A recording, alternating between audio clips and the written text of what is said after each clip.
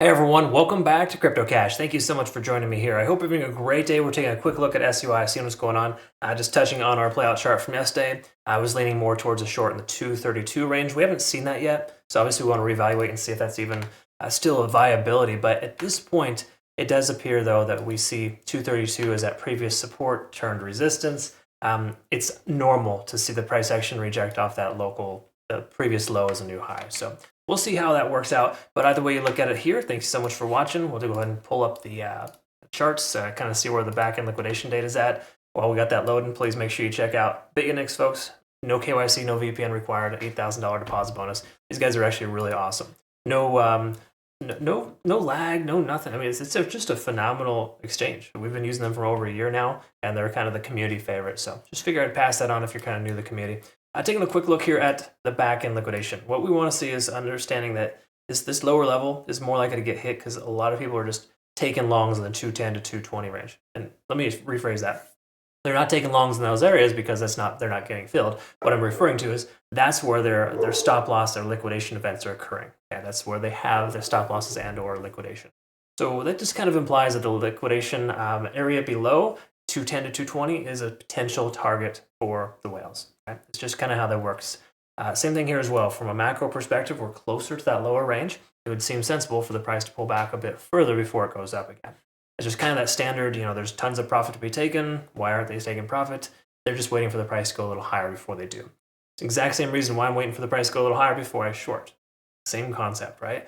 Either way you look at it here, we can see liquidation delta is essentially on the bearish side of things here. Definitely red, where more people are shorting this coin than taking longs. We can also see some confluence here as well with open interest. 232 to 245 is that open interest range above the price. It means there's going to be a lot of exit liquidity when people are trying to exit their position. The price goes up, and the price will inevitably stall out there and potentially pull back. We can also see here too, we're working perfectly for a bearish backtest of the previous ascending trend line. A really common occurrence as well. That's exactly why 232 I feel still a pretty solid consideration for a short target.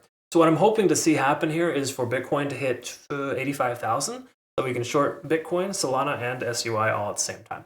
That's kind of the concept there. I feel like we're going to see some resistance. But once more, that premise is based on this being a weekend and trying to essentially take advantage of that sell-off that occurs every Sunday. We've seen that happen, 10 out of 11 weekends so far this year, and that is insane. So why not go with the statistics and the odds there? Obviously, the fact that I'm telling you this is probably the reason why I'll go the opposite direction. That's generally how it works sometimes. But all shenanigans aside, we should experience somewhat of a retracement sometime tomorrow, just based on historical accuracy or the odds of historics. Anyways, having said that, we're still under 20 on the SMA on the daily. It's nothing great here. Every single coin that's even doing well right now, minus a couple of outliers, are still under their descending trend on the macro. So until we break free from that range, we do not need to have the conversation of we're going to the moon. Okay? I'll never tell you that, first of all, because I'm not an idiot, but the main reason I say that is just that you shouldn't trust anybody who says there's hidden bullish divergences or some kind of amazing thing that you can't see on the charts that only they're able to find out for you. That's descending trends. You just respect the trend. You're going to be much better off. That's all there is to it.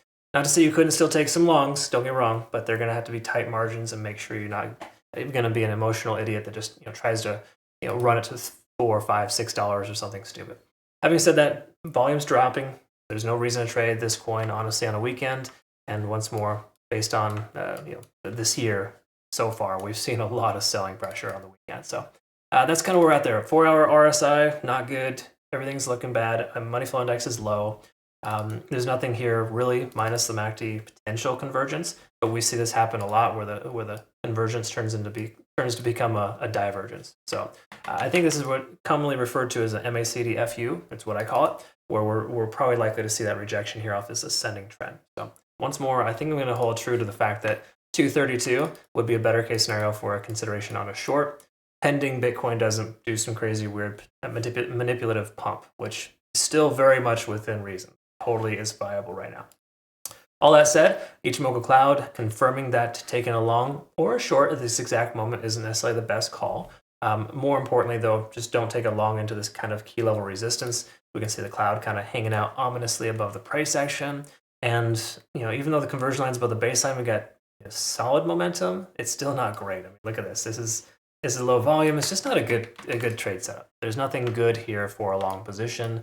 Under the minus the fact that you could argue it's a double bottom, but once more, double bottoms into the light of a significant downtrend makes no sense at all.